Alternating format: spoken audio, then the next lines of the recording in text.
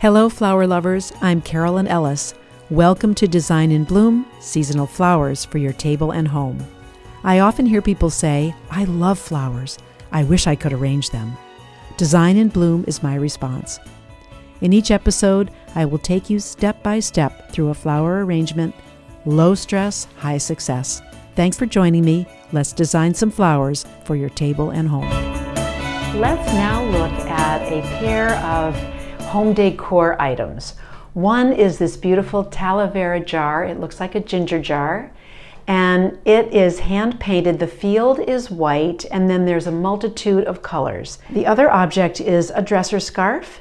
This is hand woven in the Oaxaca region of Mexico. The colors are just beautiful, I think. Soft teal, gray, black, and a little bit of cream. Just lovely. I love these two objects together.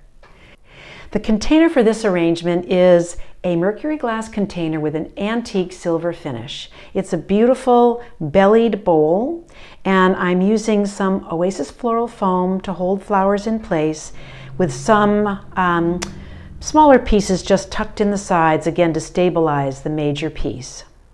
This could also be done with floral tape and a stem network, but for today I'm looking for the stability of the floral foam.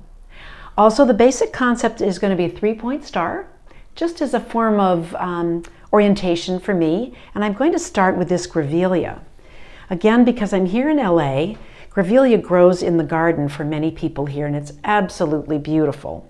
So I have some pieces that I want to tuck in. Again, I'm going to be looking kind of in 3 directions here.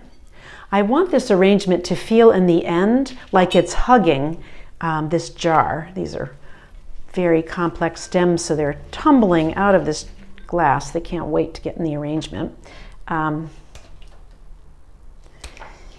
just going to set this up so that you can see the basic framework. I picture this as a centerpiece there. The second floral element I'm going to add is the amaranthus. I'm going to set that here between the grevillea. I have some smaller examples of this flame form of amaranthus, and I'm very glad these stems have a little natural kink in them because I'm using that to just let the flowers come out and down. Let me turn this so you can get a look at it. And again, I'm thinking 12 o'clock, 4 o'clock, and 7 o'clock, just as a guideline. Interspersed with this, I'm going to add celosia. Look at these mini celosias, aren't they fantastic? So I have them in a rosy pink and this pretty orange. I love how the jar is multicolored, and almost any color would just work beautifully with it. Here, I'm going to let these ride right in here, just elevating them just a little bit. And again, I'm picturing a point in the center with the flowers radiating out from there. I'm going to find 3 of these rosy pink ones too. Look at these, aren't they something? They're just lovely. They almost look like coral from the ocean. I like these so much better than the large ones, and they have this fuzzy little bottom to them. They're just gorgeous. So let's see how these look too. Oh my goodness, that is really something. They're so pretty. They're just so pretty. Here we go. This could be a table centerpiece. It could also go on a reception table. Could go in the kitchen if you're serving a buffet. But I think the colors are magnificent. They're really going to warm up that dresser scarf. So I also foraged for foliage in the area, in the neighborhood where I'm living. And I have to tell you, I don't know exactly what these plants are, but it doesn't matter because they're broadleaf evergreens. They have a lovely presentation, and you can go in the garden and look yourself and find all kinds of things that will have the right angle, the right size leaf. And I like this particular plant because the leaves are fairly good size and smooth, so they're a really nice offset to all the texture that's happening with these flowers. It's easy to find flowers with beautiful texture, and as you know, when we choose flowers, we choose them for their color, their form, their size, and foliage, of course, we choose as well. It's harder to find smooth elements. So here I'm letting my foliage do that job for me, tucking a little bit of this rich green in because it's just going to bring everything else to life. There is green in the Talavera vase, as you can see. And the vase has such a beautiful floral motif. You just can't get away from it. It is just lovely. This is tree ivy, and we find it occasionally at the market. It's got a woody stem. It grows very lushly, and I felt pretty lucky to find it. I'm just going to make a little circle of that. There we go. It has a very interesting little flower form here too. These have faded, but they have, let me bring this around so you can see it. They just look like a starburst. Isn't that lovely? That very much feels like Los Angeles to me because I did find this in the neighborhood where I'm staying. When we first talked about doing this demonstration, we sincerely hoped and expected that it would be a live demonstration. However, COVID has dragged out far longer than any of us hoped or wanted. And here we are. I'm still in LA, and you're probably still helping your kids get through school and figuring out how to do their activities in a remote way. So things have really put us all to the test a little bit. So the calla lilies are lovely in this. I chose yellow because if you see here, there are some beautiful yellow scroll shapes in this vase. And even though the yellow is more limited in how much there is, I think the instances of it are very important, very beautiful. So here I'm going to tuck this in again. Oh, look. These just add so much life and light to this. Yellow flowers, yellow in a painting always brings it to life, and yellow flowers in an arrangement will do that too. Sometimes can use the excuse of the sunshine. Oh, I need a little sunshine. I think I'll add some yellow. Or you can just add them because everything looks better with a little yellow.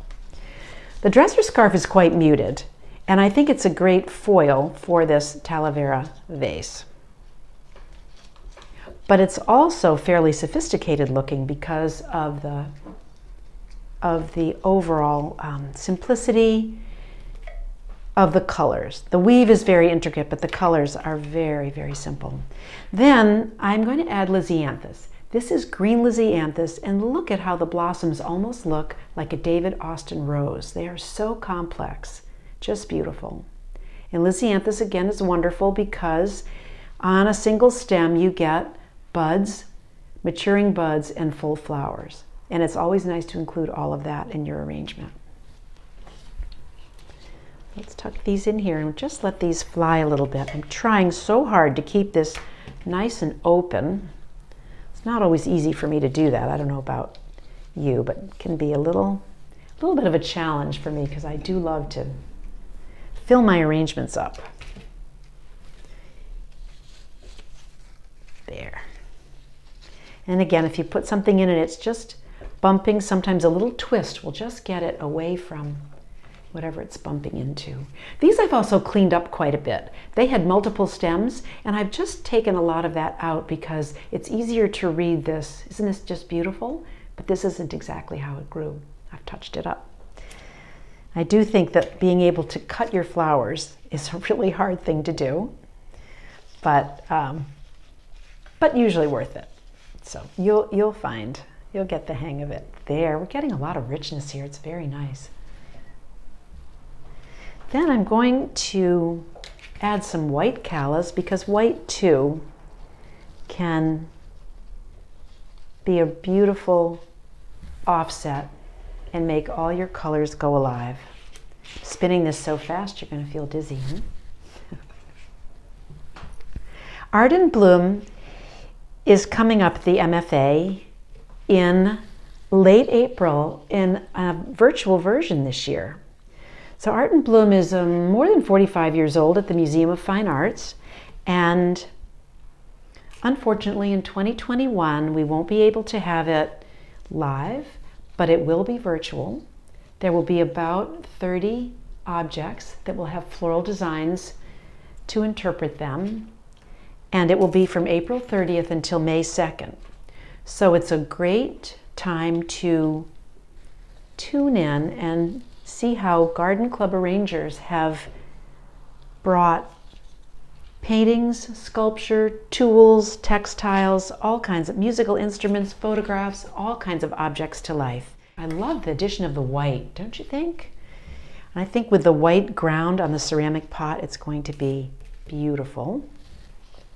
I'm not worrying too much about exact position on these, but I'm definitely liking how the calla lilies with their smooth petals give a lot of relief. You can just take a deep breath when you look at these calla lilies. They're just wonderful.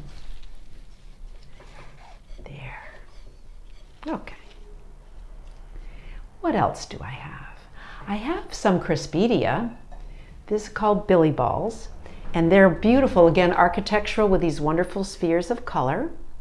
I'm going to add a few of these. These are often just a sunshine flower. They just pop right in. They have a nice skinny stem, so they're a good, not an afterthought flower, but they're a good late addition to a floral design. They just tuck right in nicely. And that's very welcome. And again, they're a touch of yellow. They are lovely in a contemporary arrangement or in a traditional one. So how would I decide what style arrangement I might want to do to interpret these two objects? I decided I wanted to do something all around.